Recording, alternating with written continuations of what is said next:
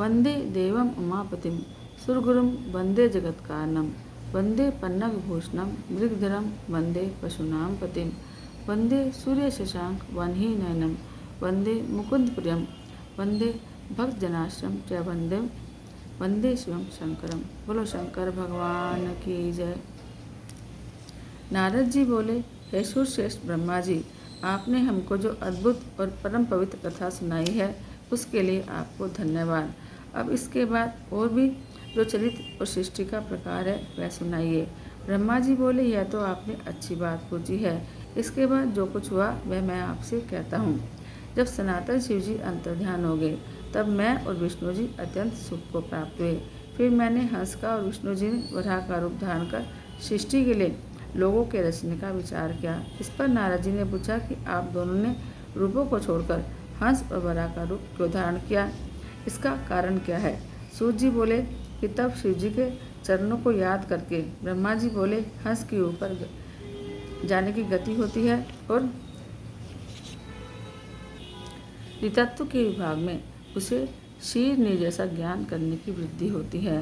हंस ज्ञान और अज्ञान के तत्व का निर्णय करने में समर्थ है। इसी कारण मुझ ब्रह्मा ने हंस का रूप धारण किया और वराह की गति नीचे जाने में निश्चय होती है। इसी कारण विष्णु जी ने वनचारी वराह का रूप धारण किया। इस रूप द्वारा विष्णु जी ने वराह कल्प रचना चाहा। उसी दिन से यह वराह कल्प कहलाया। हे नारद, तुम्हारे इस प्रश्न का उत्तर हो गया। अब सृष्टि की रचना की विधि सुनो। जब शिवजी अंतर्ध्यान हुए तब मैं शिवजी को नमस्कार कर विष्णु जी के ज्ञान को प्राप्त हुआ। मेरा मन सृष्टि करने में लग गया। फिर उपदेश कर विष्णु जी भी अंतर्ध्यान हो गए, ब्रह्मांड से बाहर निकल वैकुंठ में गए।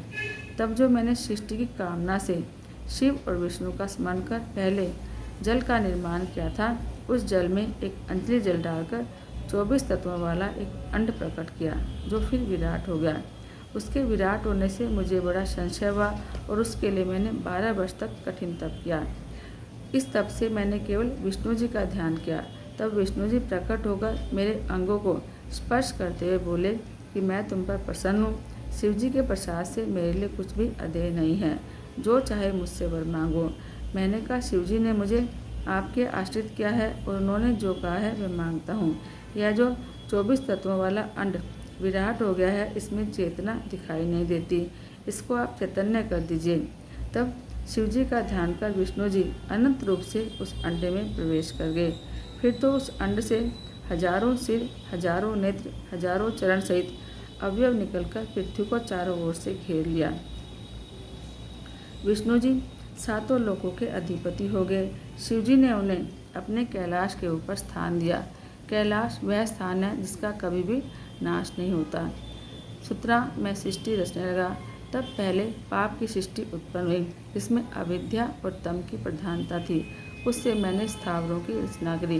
फिर मैं मुख्य सृष्टि की रचना के लिए शिव जी का ध्यान करने लगा। तब तिरछे चलने वाले जीव प्रकट हुए, उससे भी मुझे संतोष नहीं हुआ। तब मैंने सात्विकी देवताओं की सृष्टि करी, परंतु इससे भी कार्य साधन नहीं हुआ। अतः मैंने शिव जी की आज्ञा से रजोगुण वाली मनुष्य की सृष्टि की। उस प्रकार जब मेरी 5 प्रकार की सृष्टि हो गई, तब मैंने सर्गों की रचना का विचार किया। तब महासर्ग, सूक्ष्म भौतिक सर्ग और तीसरा वैकारिक सर्ग उत्पन्न हुआ। फिर वैकारिक सर्ग से प्राकृतिक सृष्टि 8 प्रकार की हुई और जब इसी प्रकृति में विकृति हुई तब नवा कुमार सर्ग हुआ, जिसका वर्णन करना कठिन है। फिर उपयोगी द्विजात्मक स्वर्ग हुआ, जिसमें सनकादिकों का महान कुमार सर्ग संपन्न था। जब मैंने उनसे सृष्टि रचने को कहा तो उन्होंने वैराग्य दिखाया। इससे मुझे अत्यंत क्रोध आया, यहाँ तक कि मेरे नेत्रों से आंसुओं की बूंदें टपकने लगी। तब विष्णु जी ने आकर मुझे समझाया कि शिव जी का तप करो। मैंने बड़ा तप किया।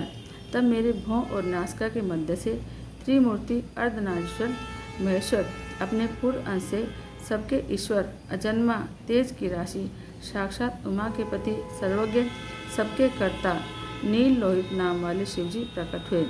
उन्हें देखकर मैं प्रसन्न हुआ और कहा कि हे देव, अब आप जन्म मरण वाली प्रजाओं की रचना कीजिए। इस पर करुणानिधि महादेव जी हंसने लगे और बोले, नहीं, मैं ऐसी अशोभनीय सृष्टि नहीं करूँगा जो कर्मवश दुख के सागर में पड़े। मैं तो दुखियों का उद्धारक हूँ और उनको अच्छी तरह गुरु मूर्ति के द्वारा ज्ञान प्राप्त कराता हूँ। अतः दुख रूप वाली प्रजा का निर्माण आप ही कीजिए। मेरी आज्ञा से तुम्हें माया की बाधा न होगी। ब्रह्मा जी ने कहा कि ऐसा कहते हुए नीललोहित भगवान शंकर शीघ्र ही अंतर ध्यान हो गए। ब्रह्मा जी बोले, इसके बाद शब्द आदि पंचभूत द्वारा पच्चीकरण करके उनसे स्थूल आकाश, वायु, अग्नि, जल और पृथ्वी, पर्वत, समुद्र, वृक्ष आदि और कला आदि से युग पर्यंत कालों की भी मैंने रचना की तथा और भी सृष्टि के बहुत से पदार्थों को मैंने रचा। परंतु जब इससे भी मुझे संतोष नहीं हुआ तो मैंने अम्बा से शिव जी का ध्यान कर सृष्टि के अन्य पदार्थों की रचना की और अपने नेत्रों से मरीचि को, हृदय से भृगु को, सिर से अंगिरा को, कान से मुनि श्रेष्ठ पुलय को, उदर से पुलस्त्य को, समान से वशिष्ठ को, आँख से क्रतु को, कानों से अत्रि को, प्राण से दक्ष को और गोदी से तुम नारद को और अपनी छाया से कर्दम मुनि को उत्पन्न किया। साथ ही सब साधनाओं का भी साधन धर्म को भी मैंने अपने संकल्प से उत्पन्न किया। तब मैं कृतार्थ हुआ। फिर मैंने अपना दो रूप किया।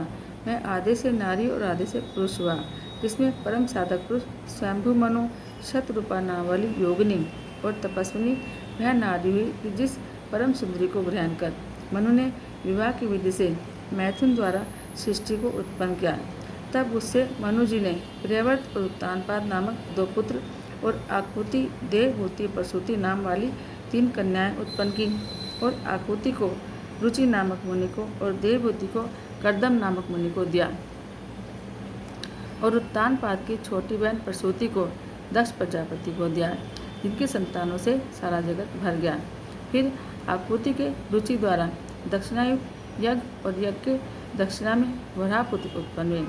फिर देवभूति के कर्दम मुनि से बहुत पुत्र उत्पन्न हुए और इधर यज्ञ 24 कन्याएं उत्पन्न हुई, जिसमें से यज्ञ ने श्रद्धा आदि 13 कन्याएं धर्म को भी आदि, जिनके नाम हैं श्रद्धा, लक्ष्मी, धृति, दृष्टि, पुष्टि, मेधा, क्रिया, बुद्धि, लज्जा, वसु, शांति, सिद्धि और कीर्ति। फिर उनसे छोटी 11 कन्याओं ख्याति, सत्पुत्र, संभूति, स्मृति, प्रीति, क्षमा, सन्नति, अनुरूपा, ऊर्जा, स्वाहा और सुधा को क्रमशः रघु, भव, मरीचि, अंगिरा, मुनि, पुलस्त्य, पुलह, क्रतु, अत्रि, वशिष्ठ, वनि और पितर इनको दिया, जिनके संतानों से त्रिलोकी भर गई। फिर तो शिव जी की आज्ञा से प्राणियों के कर्मानुसार असंख्य जातियों की उत्पत्ति हुई, जिसमें ब्राह्मण श्रेष्ठ हुए। कल्प वेद से दक्ष के 60 कन्याओं की उत्पत्ति कही गई है और जिनके संतानों से पाताल से लेकर सत्यलोक तक यह चराचर जगत व्याप्त हो गया और कुछ भी शून्य न रहा। इस प्रकार शिव जी की आज्ञा से ब्रह्मा जी ने सृष्टि की रचना की। सदाशिव ने त्रिशूल के अग्रभाग से सती की रक्षा की, जिन्हें सर्वव्यापी विष्णु ने अपने प्रभाव से पहले ही निर्माण किया था और फिर जो दक्ष जी से लोक कल्याण के लिए ही प्रकट हुई थी। इस प्रकार शिव जी ने भक्तों के उद्धार के लिए बहुत सी लीलाएं की, जिनका वाम अंग वैकुंठ और दक्षिण अंग में हूँ। इस प्रकार मैं, विष्णु और रुद्र, यह तमोगुण, यह 3 गुण इधर प्रधान हुए और इधर इसी प्रकार सत, रज और तम 3 गुणों से जिनका मैं स्वयं प्रधान हूँ। उनमें से रजोगुण वाली सुरा देवी और सतोगुण वाली सती और तमोगुण वाली लक्ष्मी प्रकट हुई। सती के परा और शिवा ये 3 रूप हैं, जिनमें यही शिवा सती के रूप में शंकर जी के साथ ब्याही गई और सीता पिता के यज्ञ में सिर त्याग कर नारद से अपने पद को प्राप्त हुई। फिर पार्वती होकर तप करके शिव जी को मिली, जिनके कालिका, चंडिका, भद्रा, चामुंडा, विजया, जया, जयंती, भद्रकाली, दुर्गा, भगवती, कामाख्या, कामदा, अम्बा, मृडानी और सर्वमांगलिक भुक्ति मुक्तिदायक नाम हुए। फिर तो यह तीनों गुणमयी देवियों और गुणमय तीनों देवताओं ने मिलकर अनेक प्रकार से सृष्टि उत्पन्न की। हे मनुष्योत्तम, इस प्रकार तुम्हारे लिए मैंने सृष्टि का प्रकार कहा। शिव जी की आज्ञा से मैं ही इस ब्रह्मांड का रचयिता हूँ बोलो शंकर भगवान की जय।